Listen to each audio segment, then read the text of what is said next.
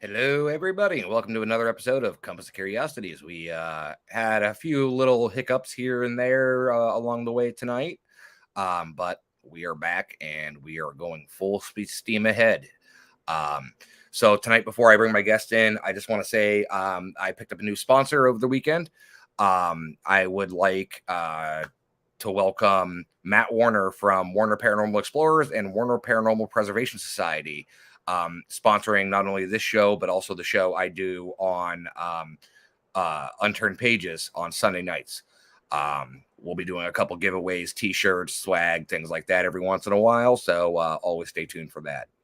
So my stand-in, stand-up guest that came in tonight, I would like to welcome everybody, Buddy the Money Thayer. Good evening, Russ. Good evening, everyone. How are we doing tonight, Russ? Doing great, doing great. How about yourself, sir? Pretty good. I'm kind of like limping around, kind of like pinched a little bit of a nerve, but I have some really delicious Rhode Island made beautiful captain's daughter to help to nurse me back to health, and she's a lovely girl, and she's a lovely nurse. Hey, you can't feel it if it's numb, right? That's right. All right, buddy. So first time on the show with me. Yeah. So go ahead, anybody that's listening, go ahead and give a little background to yourself. Where are you located? You know, what do you do? Things like that. Okay, I am located in the best state in the union. That's Rhode Island, also the smallest state in the union. I am a paranormal investigator, not by trade. I work in psychology with adults, but when I'm not working in mental health and all that fun stuff, I'm either investigating haunted locations, whether it be residential, public locations, or private businesses or whatnot, with my group Ocean State Paranormal.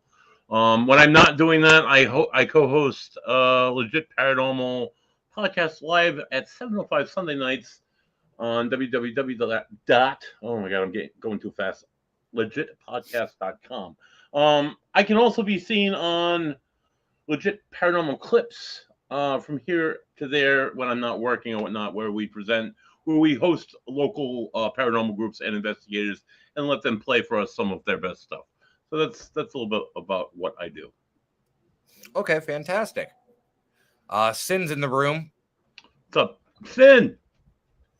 So yeah, so I mean, so with Rhode Island having such a rich history, I love it. Do you ever find yourself traveling outside of Rhode Island to investigate? I have. I've investigated in Massachusetts several times, Connecticut. I've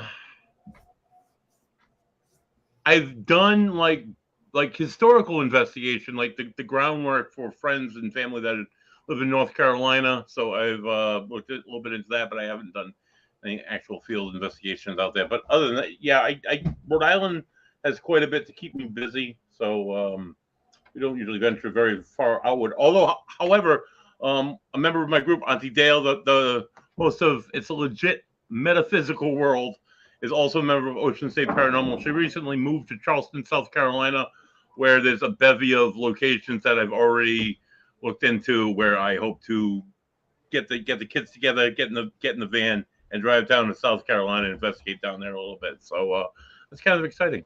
Yeah, Charleston's so rich in history. As one place, I mean, I've been to South Carolina. I used to live in North Carolina, so I mean, Charleston wasn't that very far for me, and it was one of those things where I've always did the whole Myrtle Beach, you know, kind of trip and whatnot, and I never really got to the historical parts of it.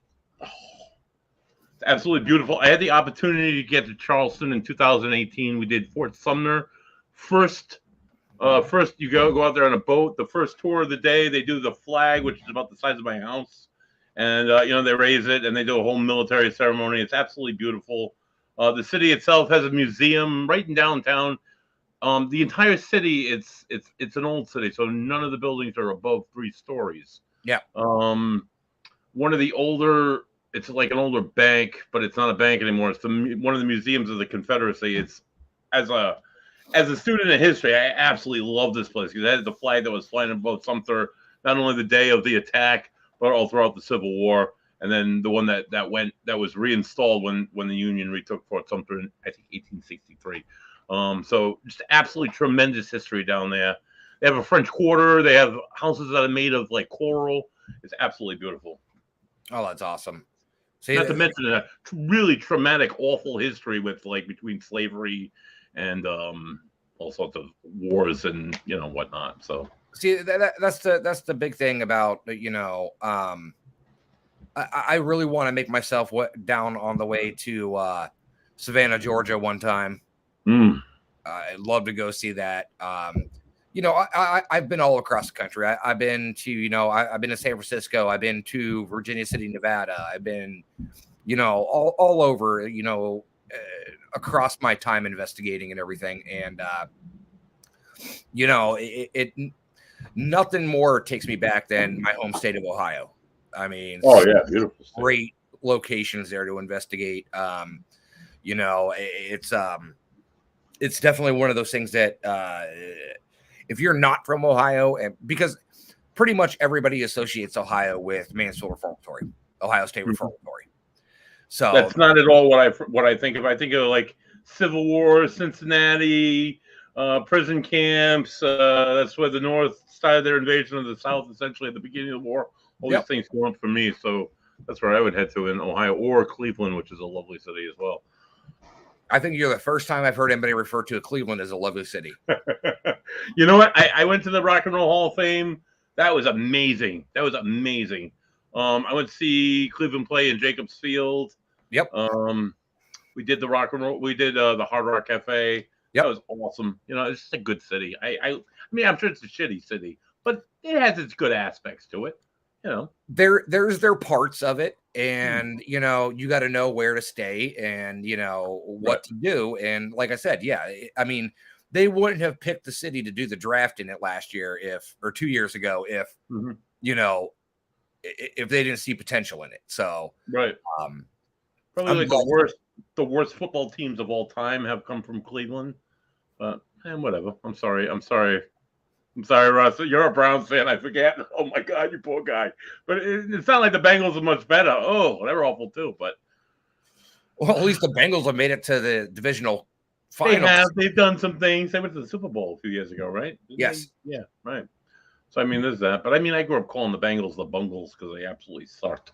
So I mean, at least you don't call your team the Mistake by the Lake. So, dude, I'm a Dolphins fan, so I completely understand having losing season after losing season after losing decade after losing. I totally get all that. What pissed me off the most is when Cleveland moved from Cleveland to Baltimore.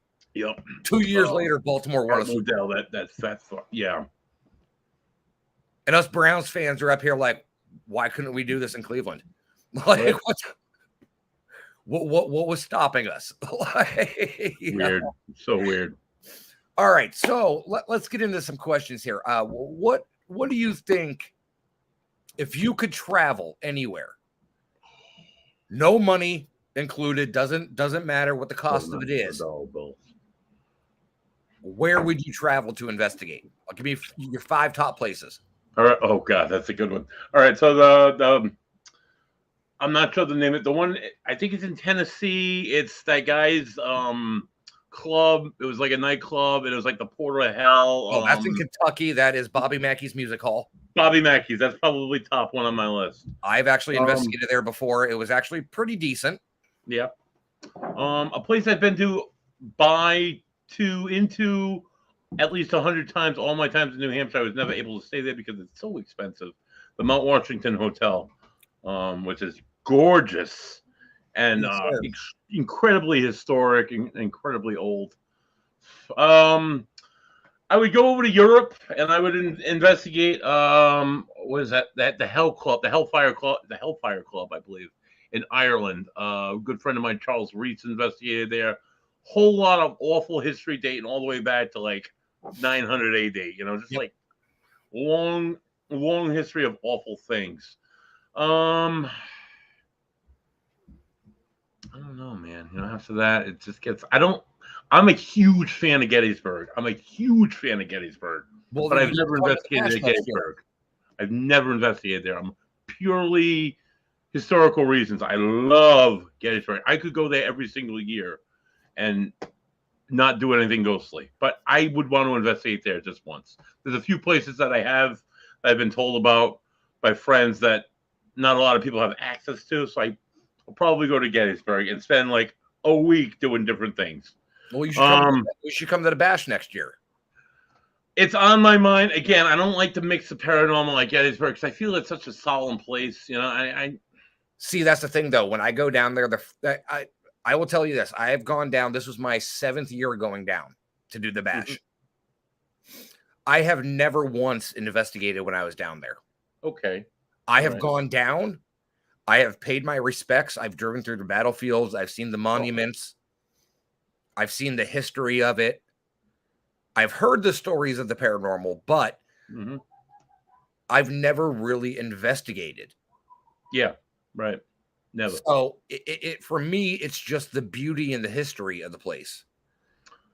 I love both sides. I love both monuments. I like both. I like figures from both sides. I love the history of it. I love the passion of it. I love the Southern pride. I love everything. I have a friend who's a historian. He's a reenactor.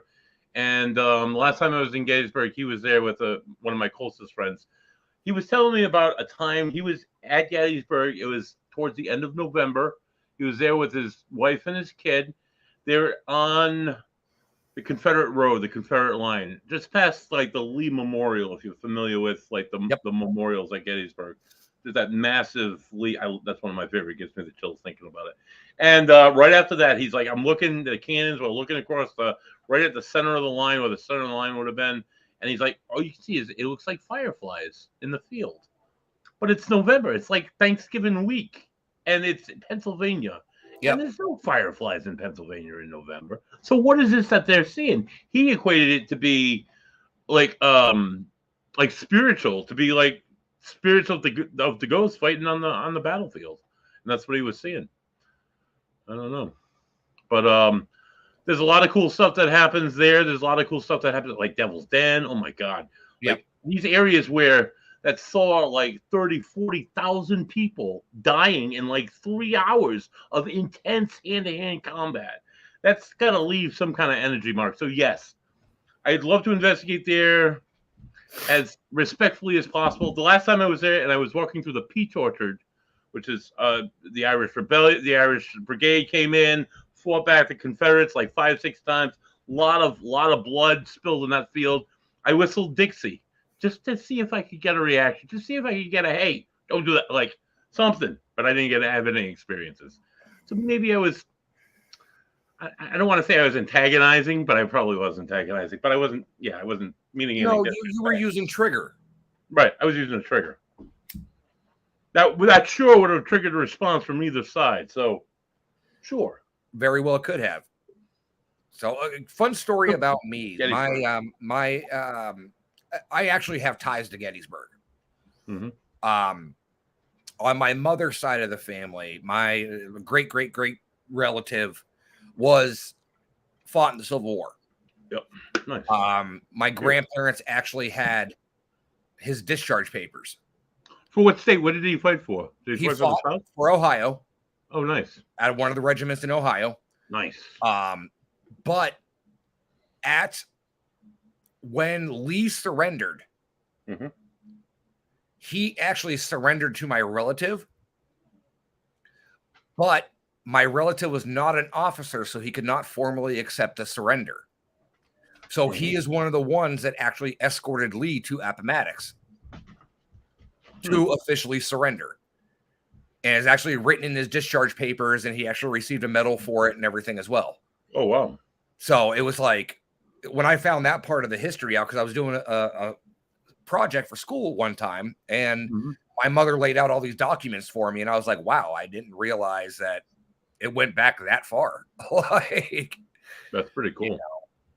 So I've always had a very special tie to the Civil War and everything like that. So not only for what it stood for, but what it did. Oh, absolutely. I have this special appreciation, not only being a student in history, but I also volunteer at a magical place called the Varnum Memorial Armory. It's a museum in Rhode Island. It's a testament to Rhode Island history.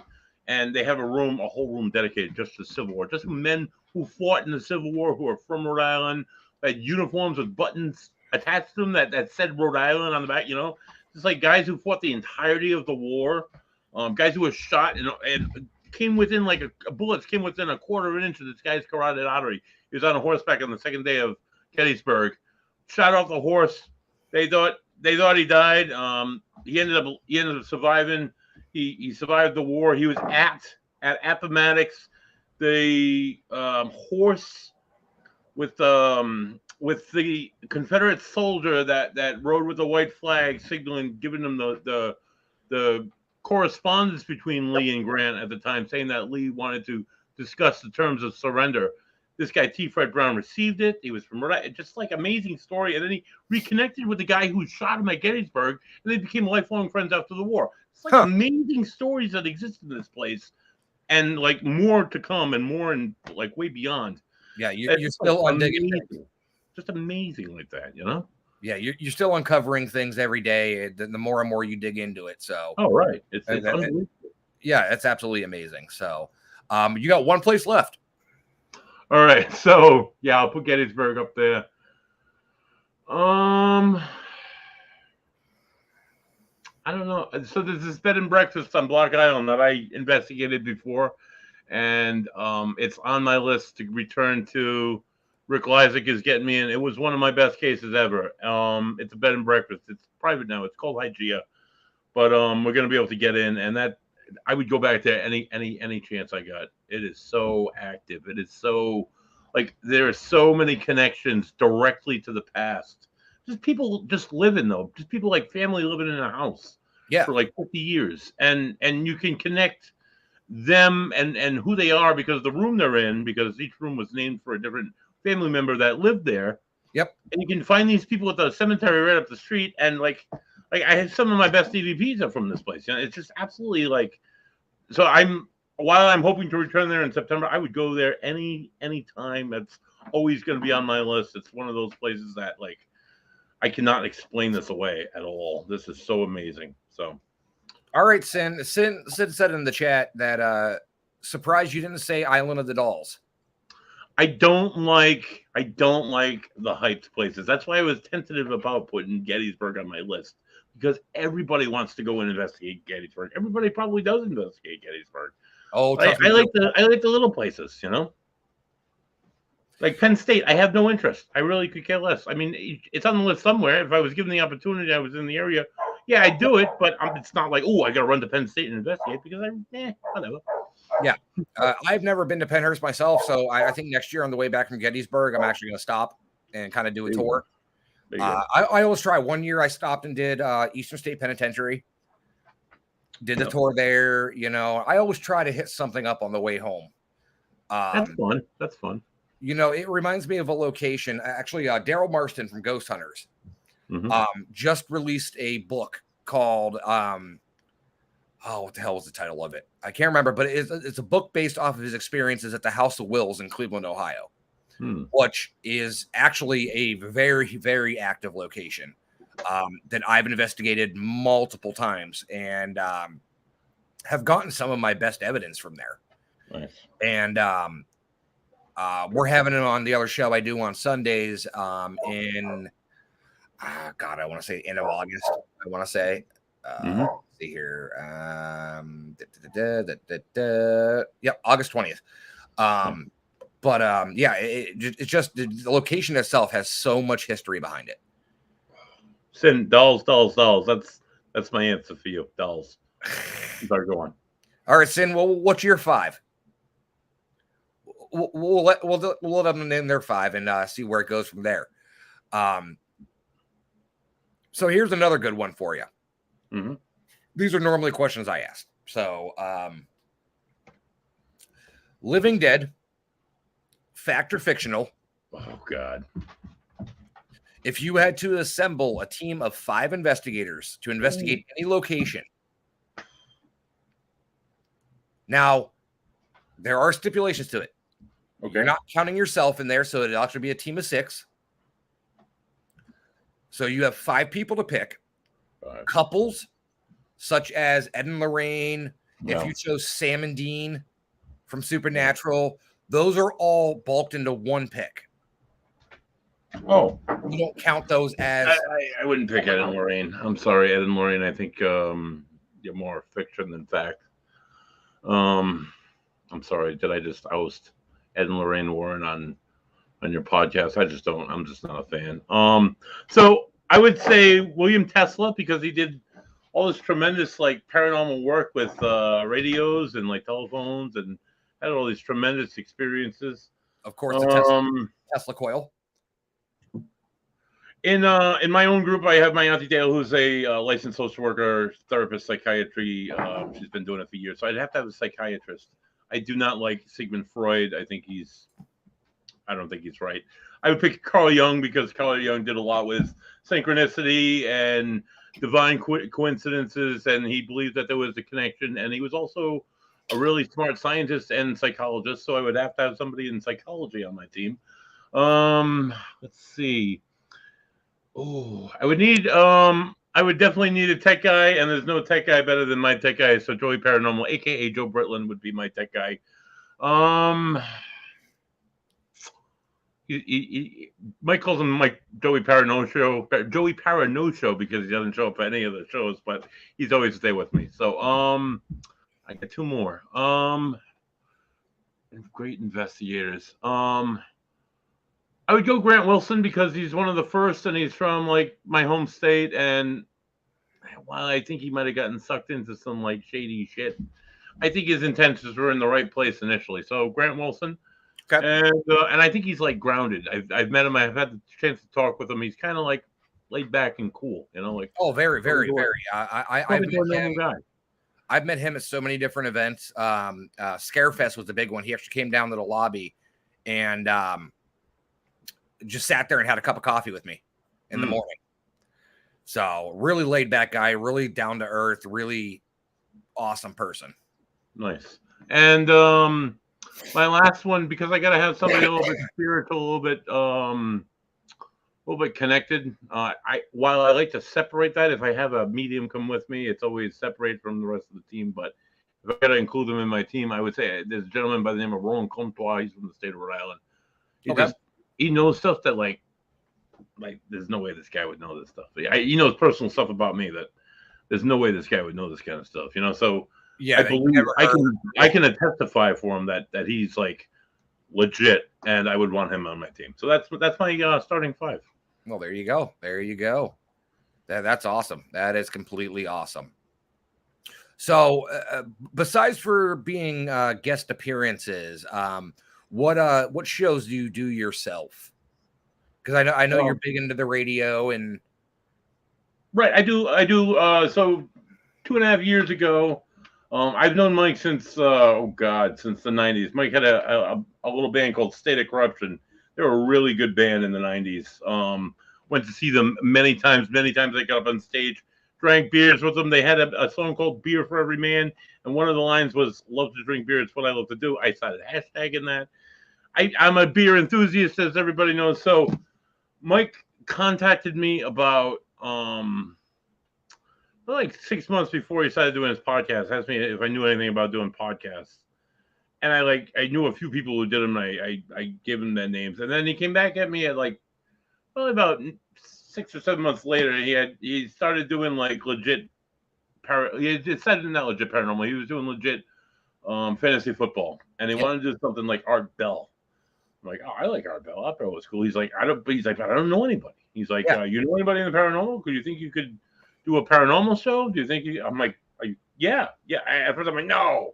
And I'm like, wait, I thought about it. I'm like, I know all these people. I've been doing these paracons for years. I know all these people. And I'm involved in all these groups on Facebook. So yeah, I think I could do this. And I'm like, I got back to him. I'm like, Mike, I'll do it on one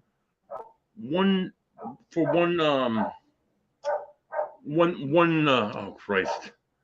I can't even think of the word. My mind is a little Captain Daughter hitting you a little hard. There's one stipulation in me doing the show, Mike. For the first 5 minutes of every show, I need to talk about a local craft beer. So I bring on a local craft beer. This is Rhode Island's Captain's Daughter. They're made in Wesley, Rhode Island. She's a beautiful girl. She's an 8.5. She's a double IPA. I love her a lot. So I do that in the beginning of every show. I talk a little bit about the hops they use sometimes. Sometimes I talk about how it tastes and whatnot. And then we get into the show. And that was how we started. And it was myself, Mike, and Kev, and the genius Kev. We started off with myself. I was like the guest, I guess you could say, for the first 3 weeks.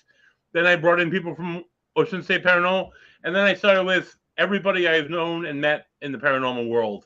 Yep. From UFOs to ghosts to Bigfoot to cryptids to like people that work at Varnum, people that do stuff like that's related to the paranormal kind of, or people that work in psychology that's related to the paranormal. So stuff like that. We've been doing that for 2.5 years now. We celebrated 100 shows back in January. It's amazing how big it's gotten. So we do that, and back in January, Mike launched. We launched a whole new series of shows, and one of them was Legit Paranormal Clips, which you've been on, and you just come on as a local investigator and present what you got. And we don't mock, we don't disagree with. We kind of give you our perceptions. There are 3 investigators on the show, and Mike was not really an investigator, but he kind of has what he calls an associate's degree in the paranormal because of Legit Paranormal. So that's he those are has the the shows basic that I'm knowledge. on. I do produce the metaphysical shows on Tuesday. I do Sarah Gagne's show and I do my Auntie Dale's show, and but I just sit in the background and hit buttons. Yeah. So you know. Well, Sin finally responded in the chat. Said Dracula's Castle, French Catacombs, Egyptian Pyramids, Buckingham Palace, and Westminster Abbey. Oh, that's a good one. The catacombs. I get my friend Charles Reese has investigated those, and there's some creepy shit going on in there. So I might include that one. I don't know. As being I guess you could say kind of a sensitive. I think walking into that much energy would just hit you right in the face. Be overwhelming, dude. Yeah, I think really would be. Yeah. I mean, I couldn't even make it through. The one time they brought the traveling Titanic exhibit when I lived in North Carolina. Oh, wow. And I went to that, and I could barely make it halfway through that thing. Mm-hmm. I had to leave, and was like, I can't. Like, it was just too overwhelming. I've been in places like that. We used to do events at the old King County Jail, which was the home of the East Greenwich Historical Society. That's where I met Matt Warner for the first time. We do public investigations there, and we do host groups, and all the money that we raise for the events, we donate it right to the Historical Society so they could put it into the house. So it's a house built in the 1800s. It's got a brick jail attached to it. It's got 3 floors. Okay, the first floor, when you walk in, it was like a staircase. It's where the family lived. Same family for 5 generations lived there and ran the jail over 150 years, right? And they you go down the end of the hallway. And it's like this different connected hallway, and then it's these jail cells, and it's 4 on each side, and that's why that was like max security. Yeah. Upstairs were the women and the debtors. If you were in debt back in the day, you had to work your job in the daytime and go sleep there at night and pay off your debt. Oh wow. Yeah, that was pretty hard. I'd be in jail for life if that was. Oh yeah, me too. And then in the basement, it was an old basement. It had like old timber trees as like support beams. It was really cool. But then they had an area, it was for solitary confinement. It was the area that went below the brick part of the prison, and it was short, and it was stone rock, and it was just like you could feel the misery. You could feel that like overwhelming sense of like, I got to get the hell out of here. Come to find out, so this is right in East Greenwich, right by the bay. There's a lion on the back of the building. The old lady historian told me this like months later at like this event for the historical society. She's like, have you ever seen the mark? I'm telling the story about solitary. She's like, have you ever seen the mark on the back of the building? I'm like, no, what mark are you talking about? She's like, oh, it's about 8 feet high from the ground, and it's the watermark as high as the water ever came. It was during Hurricane Carol, or one of the ones in the 50s that we had. And so if you were in solitary and they didn't let you out, you drowned. Right in the bay water. So after hearing that, I'm like, oh my god, that's probably why I felt like that, trapped. Like, get out of here! You got to leave now. That motion's like I had to leave. Like as soon as I got out of there, I was fine. I'm not really a big claustrophobic guy. I'm not. I don't have an anxious bone in my body, Russ. Nothing bothers me. Well, but I'm assuming I had to just leave. With it being built back then, I'm assuming the base and the foundation was limestone, most likely. Yeah, it was limestone and field rock, and Yeah, And timber limestone trees. has the theory of holding energy. They say that, yeah. And moving water was like 20 feet from where we were sitting, so the bay was like Exactly. right there. I mean, that's like what is it? Alton, Illinois. The entire town was built from the foundation and the stones of the old fort that used to be there. Mm-hmm. That was actually used in the Civil War to hold prisoners of war. Nice. So once the fort was deemed no longer necessary, Mm-hmm. they actually tore down the fort and used the stone that was all limestone Mm-hmm. to build the foundations of almost pretty much every home and business in the town itself. Oh, wow. So Alton's actually considered by theory and stories to be one of the most haunted cities in America. Wow. That's pretty intense. So, and the That's a thing pretty about it good. was, you were talking about Bobby Mackey's. Oh, yeah. So I believe it's the Ohio River runs right behind it. Mm-hmm. I believe, don't quote me on that. My history is a little off. It's been That's 12 years since I've been there. Mm-hmm. But it is one of the only parts of the river that runs in reverse. Oh, wow. That's different.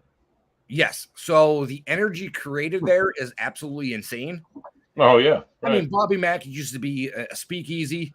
It used to be a mafia hangout. It used to be a butchery, a slaughterhouse. You know, I mean, it's been a plethora of things. And like I said, I've investigated there once. I would like to return just to prove something to myself. Mm-hmm. But that's on a personal reason rather than a investigative reason. Because when I was at Bobby Mackey's the last time I was there, I actually picked up an attachment while I was there that pretty much destroyed my life. Right. Oh, God, so that sucks. It was one of those things where I feel like I should go back just to kind of prove myself and how, like, my progress of how far I've come. Wow. So that's just my personal opinion on it. So that's pretty awful. We recently had a case here in Rhode Island. We investigated there 3 or 4 times so far. I want to go back. I want to keep going back to this place. It's a banquet hall. It's a large banquet hall. It's a very historic banquet hall. Before it was there was another series of buildings. They all burned to the ground in a big tragic fire. This building was rebuilt in 1915. It saw Prohibition. We saw the space that they used for a speakeasy. It saw the mafia involved. It saw all sorts of comings and goings throughout the years. And it literally, the Patuxent River that runs right out of the Narragansett Bay, it runs right on it runs against this building. This building literally sits adjacent on top of the river, and the river runs through it almost, runs against it. Yeah. And it's so active there. It is so incredible there. Sarah Gagne, who's you can see her tomorrow night with Sarah G Ghost MD. I forgot Mike's nickname for her, but she has a new show that she started last week. She comes on at 8:05. She told me about a time she was in there, and it's 2 floors this place, and she's like, I walked in, I saw all these people on the second floor there, like just leaning down the rail, just looking over at me. She's like, there are like hundreds of spirits in there. It's just absolutely intense. So I wonder if it's the history, the traumatic history, the river running through it, the fact that it's Rhode Island. Most of Rhode Island is made up of lime and granite and limestone. It's just absolutely, it's a tremendous location. And I visited there like probably 10 times before I ever knew it was haunted for different events. Buddy, I'm only an hour from Rhode Island, so. Well, maybe I can have you come down next time. I'll let you know next time we go and investigate there. I want to go there with I want to try an experiment with mediums and go in there with like 3 different mediums and see if they have anything similar, anything common. Do it individually. But all right, so you're you and I don't know if it was so much you, but Mike, along with the support of other people, launched these Block Island para parties, I guess you could say. Yeah, the paranormal weekend parties. Yes. And so far you've had Tim Weisberg down there, you've had Matt Warner, and I believe your next one coming up is going to be Chris DeCesare. Yes, he's coming in August. I'm very excited. Chris is a very fun guy. I love Chris to death. I've done so many events with him. It's always a pleasure to see him. And it's it really surprised me the first time I actually met him. Kind of took me back a little bit. So, Right. but so kind of describe what kind of goes on at these. So if you buy in for the whole weekend and you're able to find somewhere to stay on Block Island, awesome. That means you have a lot of money. Good for you, because it's going to be really expensive. Because sometimes it's Block Island, and that's what they do. But the best bet is, if you can't find lodging on Block Island, the buy-in for Saturday's event, you come down. Uh, there's ferries that run literally all day in and out of Block Island, in and from Point Judith and out to Block Island all day and all night, from 8 o'clock in the morning to like 9 o'clock at night. You come in on the ferry in the morning, you hang out on the beach for a little bit, you get some beers, you get some buds, you hang out. And then around, I think it starts about 2 o'clock with a tarot or / medium reading. So at the last event, we had a medium reading. At this event, there's talk of tarot and / table tipping, which I'm not exactly sure what that is, but there's some talk that this lady does that, and that's what they might be doing. So then she comes on, and then after her, Rob Martin, he's the local magician. Now, when Mike said he's like, dude, we're gonna have this guy Rob Martin. He's gonna be a magician. He's gonna be on the schedule of events. I'm like, you're gonna have a magician, Mike? Really? I'm like, is he gonna pull a rabbit out of the hat, Mike? Is he gonna wave his little wand around? He's like, dude, you haven't seen him yet. Like, dude, it's a magician. Is he gonna blow up a few balloons? He's like, no, that's a clown. I'm like, all right. But then I go to the island. I went to the island for Maddie Warner's event, and let me tell you, my friend, I have never seen a magic show quite like this. This guy is absolutely, I've said it to everybody, he is absolutely incredible. He had me come up. I was sitting there, like, right there. Like, he's here. Oh, he's here, and I'm here. I'm looking at how he's doing it. And I couldn't tell you how he was getting these objects to appear under this cup. Like, what the fuck is this guy doing? It was like, this guy was Harry Potter. I swear to God. That's my only explanation. This guy was actually doing magic. I was playing with the table. I was playing with the cup. So he's really good. Rob Martin, that's like an hour. Then you have the you go on the ghost store with Rick Eliza of Block Island Ghost Stores. Rick, the history of Block Island is about as old as the history of Rhode Island itself. You have Rhode Islanders going over there as early as 1660. Before that, it was occupied by local Indian tribes, the Pequots and the Mohegans. Mohegans invaded Block Island and tried to slaughter the Pequots. The Pequots pushed them off this cliff and sent them all to their deaths, like dying at, like falling 100 feet and dying off these cliffs. Now they call it Mohegan Bluffs. It's absolutely gorgeous. It's on the south side of the island. But all sorts of bloody, awful history. There's Indian burial grounds out there. There's spots where, like, ghosts have been seen daily. They have, honestly, there are 2 really well-written books about the ghosts on Block Island called Ghosts of Block Island, Volume 1 and 2. And there are some really seriously haunted locations out there. So Rick will take you by these places. Rick will take you by, there was a I don't want to insult the population. She was a transgender serial killer that once resided on Block Island during his or hers most active time. There's all sorts of stuff like this. Weird people will see, like, this ship on fire that happened back in the 1700s called the Palatine Light, to weird events in the sky because you see every star in creation because you're out in the middle of the ocean. So there's a lot of stuff in the sky that happens. It's an absolutely magical place, and Rick will take you to all these spots. And then after Rick, it's I believe it's you get the VIP, so it will be Chris DeCesare. He'll get up at 6:15, I believe, and he'll give you a nice lecture on what he does. Yep. Chris's story. Now, I've seen Chris's story, Chris's lecture at different paracons and whatnot. I'd say about a dozen times. And I tell this to everybody. Every time you see Chris, every time you hear Chris's story, you get something different out of it. You get something different emotion. You get something different, like, oh, I didn't hear that last time, because it's so incredible. It's such a awful, awful situation that happened to him. Sure. And he tells it so smoothly, and he's such a cool cat. So he'll get up there, he'll tell you his story, he'll blow you away like he did me so many times. And then Mike has a scavenger hunt at 7 o'clock. I'm not quite sure what this entails. But then we all meet up at 9 o'clock at the best dive bar in all of New England, Club Soda, owned by Rick Lysak, who also owns Block Island Ghost Stores.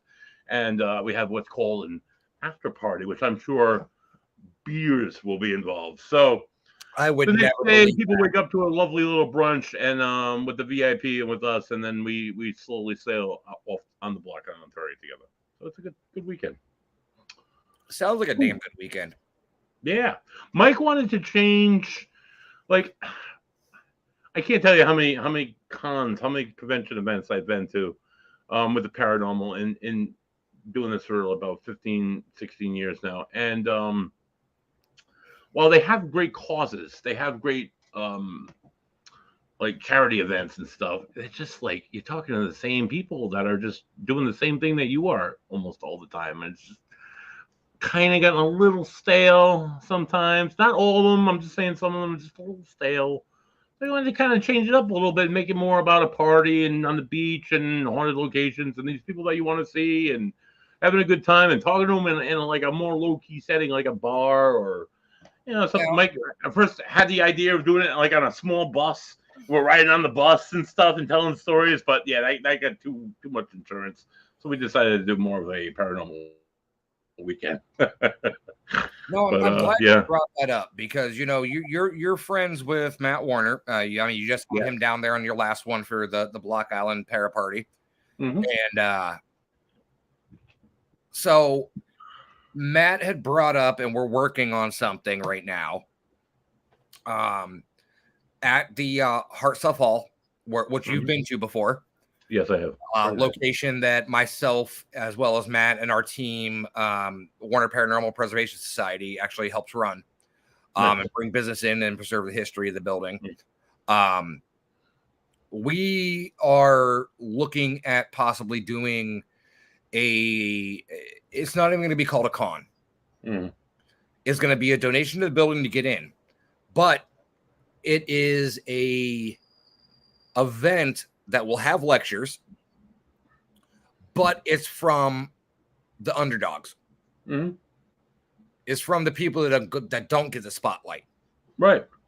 The people who don't have a book deal or a TV show. Exactly. So it's those people that are busting their ass on a team and trying to bring things to light and whatnot. And we felt as all of us undertaking such a big task of running 2 locations and helping out with these and bringing the history to them and helping preserve them, that just like us, everybody deserves a little bit of limelight on them.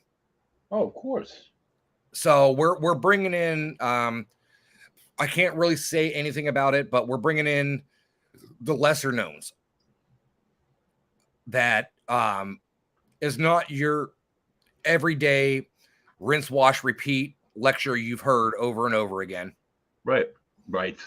And it's one of those things that I'm very proud of Matt for doing it because as you know, as I know, Warner is he marches to the beat of his own drum. He does. Yeah, he very much so does. And you know what? I can't fault him for that. And that's one of his most admirable qualities. So, I mean, that's just amazing for him to think up something like that. So as soon as I get the date for that and the name and everything like that, I will be posting it. You guys will have to come up and, check it out and whatnot. Because I know you guys came up to the one Parafair we did. Yep. The 1 year. Yep. And no, it wasn't good. Actually, it was actually a year ago today. Oh, wow. That's kind of funny that you actually are on my show tonight because my Facebook memories actually, it was actually the Wicked Pissa Parafair a year ago. Nice. I love the name too, the Wicked Pissa. It's such like a Wicked Pissa. Like a local. I love it. I love the Pissa. I love it. That's what's on the back of his shirts is Wicked Pissa. It's great. It's such a great title, great event name. We've actually had some blowback from it. It's too bad, man. It's a good name. It's a mass thing. It's a local thing. If you're from the area, Wicked Pissa is awesome. Tremendous. Yeah. So you brought up earlier about now we were discussing this a little bit earlier But you brought up like cryptids and UFOs and things like that. Yep. So we were discussing this a little bit before we went live. What are your thoughts on the Senate hearing that we just had? Oh. I've watched bits and pieces. I haven't watched it fully through, but I've watched bits and pieces of it. Yeah, I haven't watched it at all, unfortunately. However, I can say my stance on UFOs, I believe that Roswell happened. I believe it was a thing. I believe that, and it's legitimate. It was in newspapers as like, hey, we found this flying object, blah blah blah. And then after that, the government decided to like, hey, we shouldn't like broadcast this. We should keep this maybe a little bit more hush hush. Yep. So a lot of people will say that it's the government lying to us and hiding things from us. Honestly, in all seriousness, I don't think maybe I could handle it. Maybe you could handle it, but not every citizen of the United States could handle knowing some of this information. So is it better that they kept it under wraps? Yeah, I think so. I think the whole like our conversation about War of the Worlds before the show. I just think I mean, granted, it's not the same. We have different media availability now than we did then, but I think people are terrified of what they don't know and things that come from the sky. Are they going to attack us? Are they going to give us new technology? Are they just watching us? Are they just probing us? I think this is just way too much for some people, and they'd rather just not know. I think it is as well. I mean, it's people call it the government cover up, the government conspiracies, conspiracy theories that are out there and everything like that. It's one of those things that you're right. Like, not everybody can handle that information. Mm-hmm. Not everyone is programmed to be able to handle that information. Mm-hmm. And, the people out there that have the open mind, that have the, ability to process that kind of information, mm-hmm. those are the people that are kind of going to be like, okay, well, I kind of knew that. Like, I'm not stupid. Mm-hmm. And then you'll have the people out there that, as you saw with COVID, buying up all the toilet paper and hand sanitizer. Right. Hide in the basements, make like out bags, shelters and stuff, like sheds in there and in their backyard in the underground. Be all sorts of stuff like that, man. Right. I'm more of a guy about I've always said I'm a show me kind of guy. And I was always that way about the paranormal. And then one day it showed itself to me, and it has ever since. And I'm a firm believer that there is something afterwards, and energy, and they can manipulate stuff and talk to us and all that stuff. I have yet to have a UFO experience. So while the evidence is almost incontrovertible, I still like, I kind of need to see something in the sky before I'm going to say, hey, there's aliens. But no, I think there are aliens, honestly. But yeah, I don't. I have actually had one UFO experience that I cannot explain. And it was actually witnessed by like 6 other people. I was actually on the USS Salem in Quincy, Massachusetts, doing an investigation. Oh, nice. And we were up in the captain quarters. Nice. So tallest part of the ship, overlooking everything. Mm-hmm. And we're looking out, and we just see this object moving like in a figure 8 kind of thing. And off in the background is the steeple of a church. So we were kind of using that for, comparison. Reference point, yep. And it was not moving like a helicopter, because helicopters and planes both have the flashing lights. Mm-hmm. This was one solid light. Okay. It went down towards the church steeple and then just went straight down very quick. No, we didn't see it after that. Like, and this was back before the days of drones and everything like that. So this was, I'm talking 12, 13 years ago. Okay. No, I mean, not that I completely believe it. My friend Charles Reese has a photograph from Switzerland, and it looks like they see the object. He takes a picture, and all that comes out is like a row of, it looks like airplane windows, but it's on this like large craft that's over Switzerland, and it's just, and again, that's all he gets in the photo. But it looks like these little square windows. It's so weird, but it's he sees this whole different craft with his own eyes. So yeah, I've heard like countless accounts, like the Travis Walton thing that scared the shit out of me when Fire in the Sky first came out. I like Oh yeah. I had nightmares for months about that shit. So I totally believe that it's a thing, but I'd like to see one. They don't have to abduct me. They don't have to give me probes. They don't have to show me new things. I can just see them go by above me in the sky, and that'd be more than enough. But I'd like to see something. Say 100%. I believe in aliens. Actually, Cryptids, on the other hand, not so much. it's funny you brought up Fire in the Sky. So there was a UFO incident actually in Ohio back in the 80s. Mm-hmm. And my father was actually a sheriff's deputy for Trumbull County, Ohio. Mm-hmm. And he was actually one of the ones that took a report from somebody that called 911 saying that they saw something in the air. Oh, wow. And he went out there and sat out there, and he said that he saw something that he could not explain. And that's why they call it a UFO. It's an unidentified flying object. That's right. No, it's UAPs to be more politically correct about it. But there's that couple in northern New Hampshire. I forget their name. It happened like in the 50s or the 60s. They're an older couple. Their store, they own a convenience store over near, not far from Clark's Trading Post, if anybody knows anything about the state of New Hampshire. And it's like on Route 3, right? And it's so after, it's either 3 or 16. It's up that way though. And I've been by it a million times, and then I read the story. So they were allegedly abducted by aliens. They had an awful experience. They were molested. They were probed. All that shit. They were returned to Earth. He killed himself. Okay. Couldn't deal with the trauma of the incident. She became a therapist and counseled people who had experienced the same things that they did, the same kind of trauma that they went through. And I think she has since passed, but that's what she did. It's absolutely unbelievable how they can go in like 2 different directions, you know? There's actually another person that is up from that area. Christ, he was on Unsolved Mysteries with Robert Stack. He was from Great Barrington, Massachusetts. Tom Reed. Oh, that's up there. Yeah. So he there's actually a monument now at the Berkshires. Wow. The cover bridge where he had his experience with somebody else, and he's been on a bunch of different shows. He has UFOpark.org, which is in Sheffield, Massachusetts.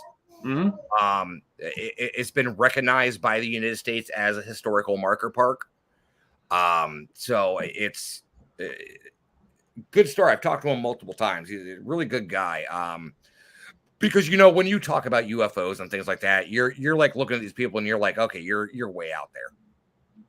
Well, I wouldn't say way out there, but I don't know. Good borderline the eccentric a little bit. Yeah, even though I see dead people, well, whatever. Yeah, I mean, why not? I mean, I believe it was what was it? I believe it was Jason Hawes that said,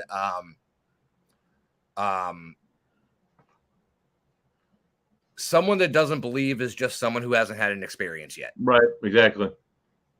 So I completely affirm that, because it's like, okay, yeah, nothing's happening. I don't believe in this shit. And then all of a sudden, like, hey, my candle's levitating off my coffee table right now. Like, right, things. That was me. And then like I experienced things as a kid, and then I kind of went looking for it and never found it. It was called like legend tripping. It's like Mercy Brown's grave. We went to like Nellie Vaughan, the other vampire grave. We went to the lad school expecting to experience something, never really did. Yeah, whatever. And then I got older in life, and I just believed it was like people like thinking like just have to have a scapegoat. So I worked in a group home, and I'm like, people would tell me stories. I'm like, hey, you're just giving, like, taking something that's totally rational and you're making something that's completely irrational because you're believing in these silly stories. And I laughed at these people. And then I started having experiences, Russ, and they blew my mind. And I could not, and I'm a firm believer now. You couldn't convince me otherwise. You couldn't tell me radio waves. You couldn't tell me anything. There's no way you can rationalize like a person appearing and then disappearing. I'm not delusional. I don't have a history of delusions. I don't have a history of mental health issues. it happens so rarely, but it does happen at haunted places. So it makes me think it's not so much me that it is actually something paranormal. But I don't know. I mean, you know, everybody. It's funny. You can have people that come to. It's happened to me multiple times. You can Mhm. have people come to an event and be like, "Oh, well, you know, I really don't really believe in the paranormal. You know, there's too many different factors, this, that, everything else." And then when Mhm. you start talking about it, somebody always goes, "Oh, well, this happened to me one time," and like Yeah. everybody has a story. Yeah, of course they do. Some people just don't are afraid to tell it. Exactly. Some And I people are think that's afraid to what, think what you're going to think of them when they tell you this shit because it sounds crazy to you, but when you tell somebody you can relate it with somebody else, it's like, oh my god, that happened to them, that happened to me. It's real, you know. I don't know. well, see, I started investigating back in the mid 90s Oh wow. when, you know, it was still taboo. You didn't have the Mhm. shows, you didn't have anything like that. Like the only thing we knew were Hans Holzer, Ed and Lorraine Warren, you know, those kind of things. Even then, that wasn't publicized. Right. So, I mean, you know, like when I was living in North Carolina, they had the Rhine Institute down there at Duke University. Amazing foundation, amazing institution. Oh, it definitely is. Definitely is. I actually visited it one time because I was only an hour and a half away from Oh Chapel Hill. wow. So, I mean, because you have what they call Tobacco Road, Hmm. which you have University of North Carolina, Duke, and um, shit, the hell's the other one? Not North Carolina University. It's the Wolf Pack. Um, Christ, I I can't should think know, of the but name. I don't. But they're all the universities are right on that road. Yep. So it's just it blows me away. Like, and I had to go down when I found out that the Ryan Institute was at Duke. The Ryan, the guy who founded the Ryan Institute, used to be a professor at Duke, and Duke was one of the first universities to study paranormal research in the Yep. country. It's back in the 20s when nobody did this shit. So people say, "Oh, it started with the TV shows." No, this has been going on for hundreds of years. Man has been interested in this. The what is it? The organization from the UK, the Ghost, the like Ghost Investigate. I don't even know what it was called. The Ghost Club, maybe. Tesla was involved in it, Yeah, yeah. and I believe it was the Ghost Club. the Ghost Club. All these big minds of the Yeah. 19th and 20th century were involved in this. These all these scientific minds that were involved in this. And the guy who played, oh my God, he was on the first Star Wars movie. He was the head of the Death Star. That actor, was a member of the Ghost Club in the Oh, 20th okay. century. He was I believe Houdini was even involved with it. Parkland, something like that. But I believe Houdini was even involved with it because he was a very skeptical and he wanted to get the inside information on it. right, he was skeptical about mediums, and he like he like defrauded a lot of frauds at the time. But then Yes. he got involved with like this group was like, okay, if you can do that, like, what about this? And like, I can't really explain that. Yeah. Or like photographs that was just like, you know, I don't know. So it's been going on for quite some time. While it has been taboo over the years, it has been very mainstream for other folks over the years. So I mean, it's out there, it's there, it's I don't know. Don't watch the TV shows. Don't take any knowledge from the TV shows. Don't do that to yourself. Just go out there and just talk to people like that people. That's all you got. That people. That's all you got to do. You just got to talk to them See, like I was people. lucky enough when I started my paranormal journey that I started before any of the ghost shows or anything like that or any of the TV shows, and it gave me a foundation of what it's actually supposed to be like, not the dramatics, not the over ambitious things of trying to collect evidence every single time you're at a location. Because you know what, you can go and investigate for 8 hours, and guess what? Sometimes you can never catch anything. Right. Right. Exactly. And that's how Ghost Hunters started. If you remember right, they would Mm-hmm. have two. They would have two clips on. They would have two like segments on, and one segment. Sometimes it would be neither one. One was like a residential case, Yep. and one was like a church or something. And sometimes they would catch stuff, and sometimes they wouldn't. And sometimes they had a rational explanation for things. And it was more about investigating. And then they got, I think, Sci-Fi bought the rights shortly thereafter the first season when they And they got went really Hollywood. popular, and it went right in the toilet, dude. They went Hollywood. They said like you could see the rope attached to Grant's collar at Port Delaware. That like, come on. That's still one of the biggest controversies, and I think Grant even owned up to it, saying that yes, it was rigged. Right. It's like, I tell people at work all the time, if you're gonna lie to me, if you're gonna bullshit me, at least give me a good lie that's like somewhat believable. Give me that respect. Don't Right. like tell me a lie that is blatantly bullshit and expect me to believe it, because then I feel like a moron. You treat me like a moron. If you're gonna bullshit me, at least bullshit me well. And that wasn't a good bullshit at all. Everybody don't assault my intelligence. Oh, it's horrible. So all right, buddy. Well, I much appreciate you coming on last minute. Always a great pleasure talking to you. I'm glad we talked about the UFO a little bit, because next week, guys, my guest is going to be Tim Conwell. He is a UFOologist, and we'll talk to him a little bit more about the Senate hearing and his interpretation of what happened there and whatnot. But as always, guys, thank you so much for coming and listening tonight. Thank you for the captain's daughter and the viewership and whatnot. But thank you most for Buddy. Thank you so much, bud. Anytime, Russ. Thank you. We'll talk to you soon, bud. All right, guys. Thank you again. We will talk to you guys soon, and we'll see you back for another episode next Monday.